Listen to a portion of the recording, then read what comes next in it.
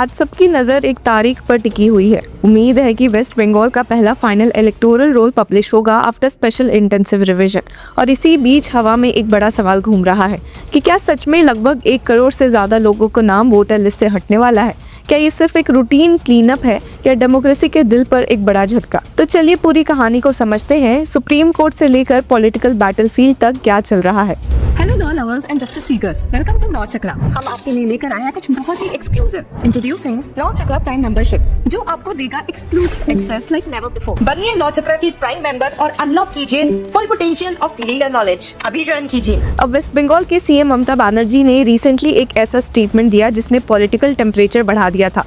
कहा कि एसआईआर के बाद लगभग 1.2 करोड़ वोटर्स के नाम डिलीट हो सकते हैं।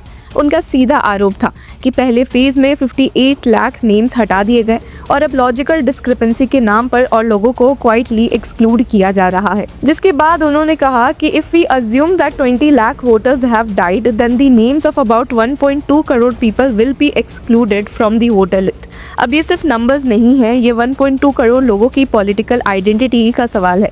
और जब असेंबली इलेक्शंस कुछ ही महीनों में होने वाले हैं तब वोटर लिस्ट का इतना बड़ा reshuffle naturally political storm create करेगा। फर्दर उन्होंने कहा कि I myself went and fought in the supreme court. The petition is still pending. Many days have passed since the court's order. I don't know what will happen to the list that will be published on the 28। यहाँ एक important चीज भी है। CM खुद personally supreme court में appear हुई थी फरवरी 4 को। उनका कहना है कि उनकी लड़ाई किसी रिलीजन या पार्टी के लिए नहीं है and that I am for humanity. It does not matter who is Trinamool, who is BJP, who is CPM, who is Hindu, who is Muslim, who is Sikh, who is Jain, who is Christian. I just want to ensure that democracy in the country is protected and the rights of every citizen are upheld. और दूसरी side का perspective भी समझना बेहद ज़रूरी है। Election commission of India का कहना है कि ये एक एक्सरसाइज है, एक रूटीन प्रोसेस है और नेसेसरी क्लीन अप है। लास्ट स्टेट वाइड एसआईआर 2002 में हुआ था।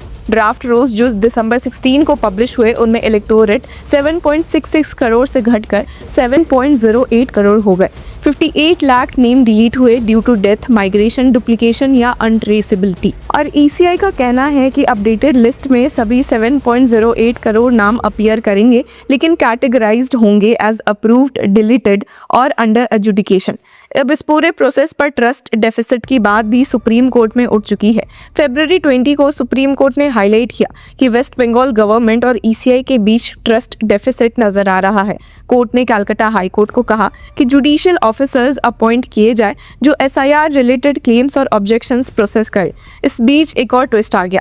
वेस्ट बंगाल गवर्नमेंट ने सुप्रीम कोर्ट में स्ट्रॉन्ग ऑब्जेक्शंस रजिस्टर किए एक ट्रेनिंग मॉड्यूल को लेकर जो ईसीआई ने जुडिशियल ऑफिसर्स को दिया था। सीनियर एडवोकेट कपिल सिब्बल ने बेंच के सामने आर्ग्यू किया कि judicial officers have been given a training module on वो to refer and what not to refer. This court stated chief justice of high court will decide modalities. अब bench जिसको lead कर रहे थे सीजे सूर्यकांत, उन्होंने इस पर काफी स्ट्रॉन्ग ऑब्जर्वेशन दिया। कहा कि please do not make small excuses to stall the process.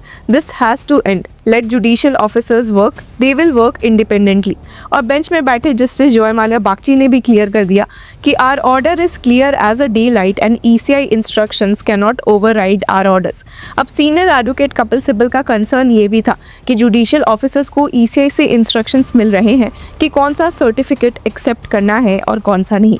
उन्होंने कहा कि they are saying domicile certificate by SDO will not be accepted as identity proof for voter. पर इसके जवाब में बेंच ने कहा कि if it is in the notification and in our orders then it will be looked into.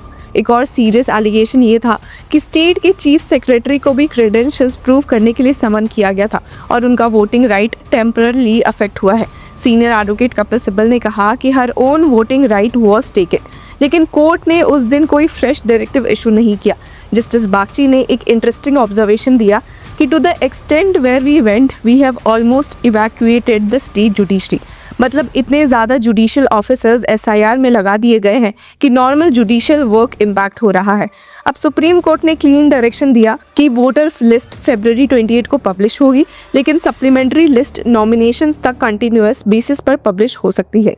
अब last hearing के पहले कलकत्ता हाईकोर्ट के चीफ जस्टिस सुजय पॉल ने सीईओ और स्टेट ऑफिशियल्स के साथ मीटिंग भी की सिचुएशन को रिव्यू करने के लिए। पहले 294 जुडिशियल ऑफिसर्स डिप्लॉय हुए थे, लेकिन सुप्रीम कोर्ट को जब बताया गया था कि ये काफ़ी नहीं है, तब टॉप कोर्ट ने सजेस्ट किया था कि ओडिशा और झारखंड से भी जुडिशियल ऑफिसर्स इंगेज किए जा सकते हैं। साथ ही सिविल जजेस, सीनियर और जूनियर डिवीजन को भी डिप्लॉय करने का सजेशन दिया गया था। पर ग्राउंड लेवल पर हो क्या रहा है? अब स्टेट के chief electoral officer Manoj Kumar Agarwal के मुताबिक लगभग 530 जुडिशियल ऑफिसर्स डिप्यूटेड हैं और 280 actively claims and objections dispose कर रहे हैं।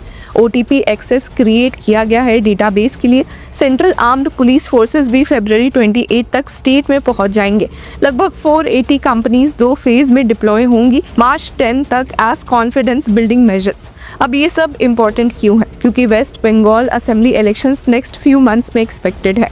इलेक्शंस तभी अनाउंस होंगे जब SIR कंप्लीट हो और फाइनल वोटर लिस्ट पब्लिक हो। मतलब इलेक्टोरल रोल ही इलेक्शन की फाउंडेशन है। अगर फाउंडेशन पर सवाल है तो पूरा इलेक्शन नैरेटिव उस पर खड़ा होगा। अब एक साइड कह रही है कि 1.2 करोड़ नाम डिलीट हो सकते हैं और डेमोक्रेसी रिस्क में है। दूसरी साइड कह रही है कि 2002 के बाद पहली बार स्टेट वाइड क्लीन अप हो रहा है, जो लीगली रिक्वायर्ड और रूटीन है। अब सुप्रीम कोर्ट कह रही है कि प्रोसेस स्टॉल नहीं होना चाहिए और जुडिशियल ऑफिसर्स इंडिपेंडेंट तरीके से काम करेंगे। तो असली सवाल क्या है? क्या ये एडमिनिस्ट्रेटिव एक्सरसाइज है या पॉलिटिकल फ्लैश पॉइंट? क्या logical discrepancies genuinely clean up हो रही है या वोटर्स डिसएनफ्रेंचाइज हो रहे हैं? जब आज फाइनल लिस्ट पब्लिश होगी तब शायद नंबर्स क्लियर हो जाएंगे, लेकिन डिबेट अभी खत्म नहीं हुई है। अब देखना यह है कि फरवरी 28 के बाद नैरेटिव किस डायरेक्शन में जा रहा है। क्या सुप्रीम कोर्ट में पेंडिंग पिटिशन से कोई और डायरेक्शंस आते हैं? क्या सप्लीमेंट्री लिस्ट में लार्ज स्केल करेक्शंस होते हैं? या फिर पॉलिटिकल रिटोरिक और तेज हो जाता है जैसे जैसे इलेक्शंस करीब आते हैं? वेस्ट बंगाल की राजनीति हमेशा हाई वोल्टेज रही है। इस बार बैटलफील्ड सिर्फ रैलीज या स्पीचेस नहीं बल्कि वोटर लिस्ट के पेजेस में है और सुप्रीम कोर्ट के कोर्ट रूम्स में भी लड़े जा रहे हैं। और हर पेज पर एक नाम है, एक कहानी है और एक वोट है। तो व्यूअर्स, इस पूरे मुद्दे पर आपकी क्या राय है? Do let us know in the comment section. Until then keep following law चक्र।